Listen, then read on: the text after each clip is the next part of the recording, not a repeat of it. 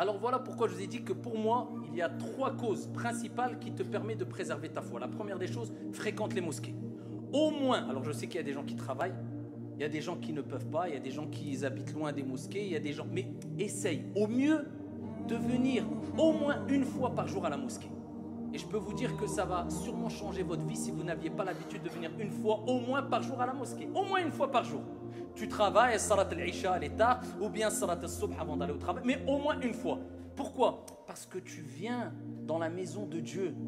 Tu vas te ressourcer dans la maison de Dieu. Il y a des anges, al-malaïka, qui invoquent pour toi. C'est une recharge que tu fais. C'est une bonne piqûre de rappel. Et le prophète, alayhi salam, dans un hadith rapporté par At-Tirmidhi, certains savants l'ont jugé faible, d'autres l'ont jugé Hassan. Il dit إذا رأيتم الرجل يتعاهد المسجد فاشهدوا له بالإيمان.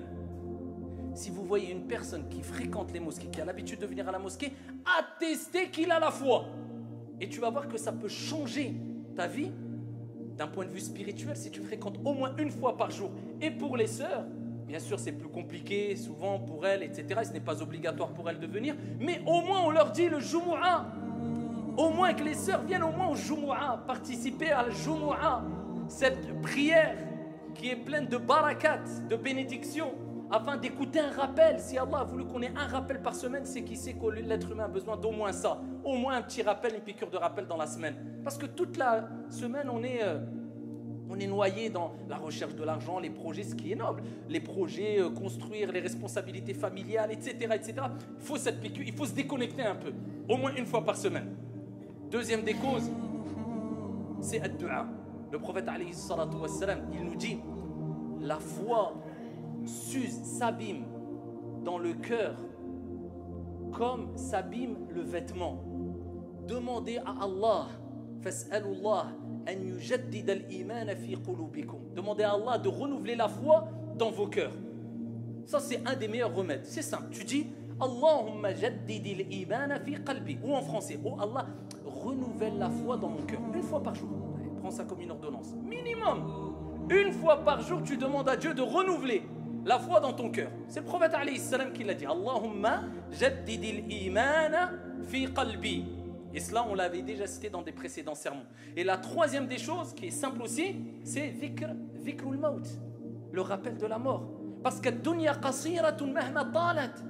Même si tu vis 100 ans, 120 ans, wallahi, la vie, elle reste courte. Même si tu vis 140 ans, ça reste court.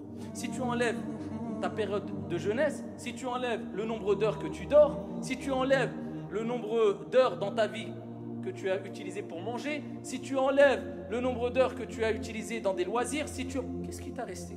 Qu'est-ce qu'il te reste concrètement de ta vie? Donc la vie est très courte, surtout qu'aujourd'hui le temps passe très vite. Donc souviens-toi souvent et répète ce rappel qui est al-maut, la mort. Ça ne t'empêche pas de vivre, d'être heureux, d'être épanoui, d'être ouvert, d'être... Mais toujours cela devant toi. Dans tous les cas, je dois mourir. Donc, je dois me préparer sereinement et sagement à rencontrer mon Seigneur Tabaraka wa Ta'ala dans l'au-delà. Alors, si tu respectes ces 3 choses, une relation avec la mosquée, ad-du'a et te rappeler de la mort, je peux t'assurer que bi'idhnillah azza wa jal, tu vas préserver ta foi.